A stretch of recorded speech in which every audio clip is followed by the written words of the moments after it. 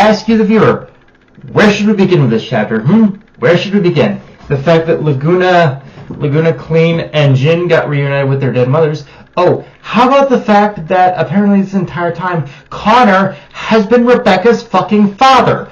Or, and this is the good one, this is the really good one, the fact that, the entire purpose behind Pino's existence, her being the light of Edens, her purpose for being created, all that, apparently it was because her purpose was that Ziggy had given her an overdrive power for the express purpose of expelling the darkness from him, the darkness of Satan gravity from him, in order to save him, and because he knew that how this would end, that he would need to be killed. Anyone want to tell me where I should start? Because holy shit. Okay. Actually, so I'm gonna start small. I want to start small with the, with Rebecca's father. With Rebecca's father being Connor. And honestly, this, in retrospect, makes way too much sense to me when looking back on the trends of Connor's appearances, because every time when you look at it from a weird narrative perspective, every time the crew had done a bit of a time jump or a universe jump through Rebecca's powers, in some form or another, Connor was always there, and the reason for that is it can be explained as it was from Connor as a father looking for his daughter. That's the reason he was always there. He was looking for Rebecca. It's one of those things that, in it's a small detail that you don't think about, but in retrospect, it does make a lot of sense. That's the reason why Connor was always in some form of a timeline was always there in some form of timeline that they jumped through, because he was just a father looking for his daughter. That's the reason why. That's the reason he always existed. And but now that in itself, it begs the question of the history. How did he end up on? Obviously, how did he end up on Lendard? Pretty much. But how did he end up on Lendard? But even more so, what pretty much led to him and Rachel, which is Saint Farnox's real name, abandoning Rebecca. What's the history there? That's the thing I want to know personally. Yeah, obvious. And moving on to that,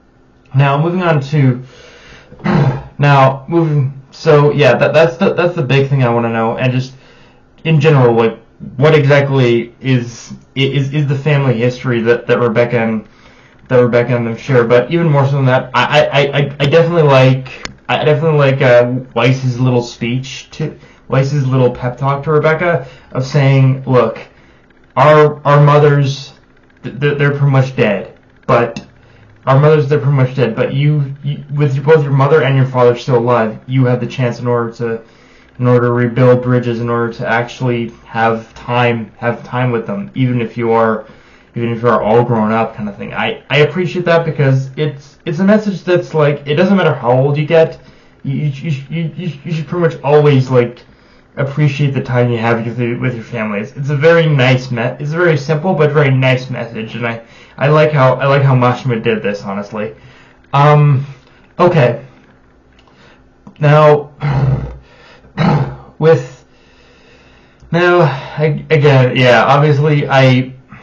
obviously with Laguna and with Laguna, Jin, and Clean, obviously with their mothers dead, they don't have that same privilege. But I will be interested to see how they approach this one here, because they're pretty much shocked just have their mothers in front of them. So now this definitely gives them the opportunity to at least cope with that fact that they are dead, and that to at least, I guess, I don't know, not necessarily cope with the fact that they're dead, but at least come to terms with their deaths now, and also just I just as they say, give their mothers a proper burial as well. Something they didn't get to do before. But okay, let's move on to the big thing, which is now let's move on to the big fucking thing, which is which is Pino's purpose, and how she ended up using an overdrive that was gifted to her by Shiki by Ziggy in order to expel the darkness from him. And I'm not gonna lie, there is a little bit of a cop out. There's a slight cop out there, but again, the fact that Pino was gifted the name the Light of Edens, that in itself, like looking back, it shows that yes, it does make so much sense that her entire purpose would be in order to bring the light, but like in order to expel the dark. It's the whole light and darkness thing. It makes sense that her existence is to just expel the darkness from Ziggy. Like that was her whole purpose for being created. Like Ziggy. This in itself shows how much Ziggy planned ahead. He pretty much knew. Ziggy knew all of these events. Everything would happen. He knew he would give himself to the darkness. His entire being would be corrupted. Everything he would do all this. And he planned for this in the form of a little droid, Pino. Her entire creation, he wanted her in order to do this, in order to save him. Now obviously from the sounds of it,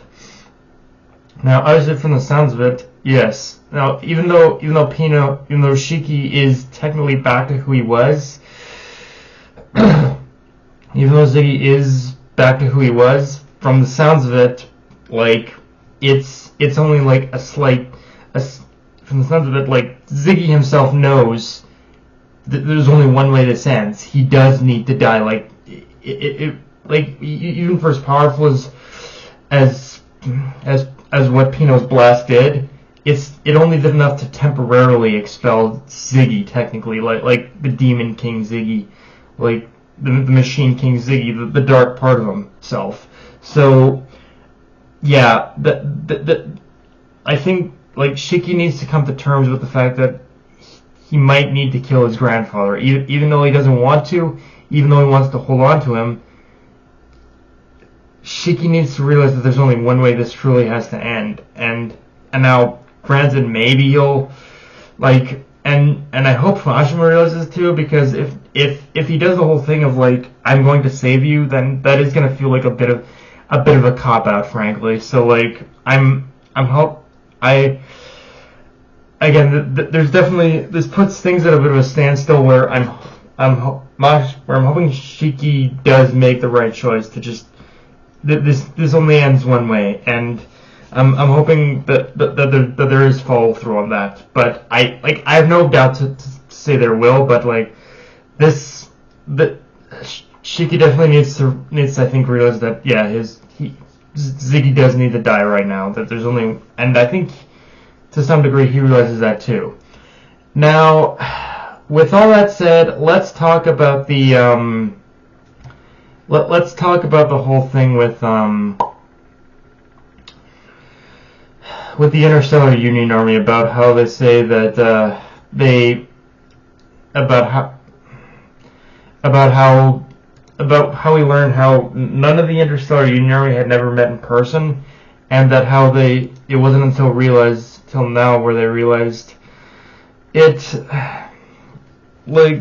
feels that part of the Interstellar Union Army and how they explain the whole cure thing, it feels like Mashima trying to save the whole plot of this thing, but it didn't entirely work either. Like he's like it again, that's the one part of this that definitely still feels like Mashima's attempt to try to like, okay, yeah, this is me trying to kind of ease things out. I know I kind of fucked up with Cure, so I'm trying to. This is me trying to ease out things, and it works to a certain extent, but I do interesting, but I do admit it is still kind of stupid. Although I will say I definitely like how this is kind of the Interstellar Union Army admitting their own incompetence on the whole thing. Like you wouldn't see this in Fairy Tail with the, like, I'll say this much, you would not see this in Fairy Tail with the fucking Magic Council. Those assholes would remain in. Would hide their incompetence to the fucking end of time, but here, at least there's an acceptance that, yeah, we basically were incompetent the entire time. We didn't realize that Cure and Crow were always in the same place. But it kind of feels like Moshman trying to save himself a little bit with the Cure thing, but at least there's a little bit of, like, acceptance that, acceptance on the Interstellar Union Army's part, and again, Drew Mashima, that, we kind of fucked up.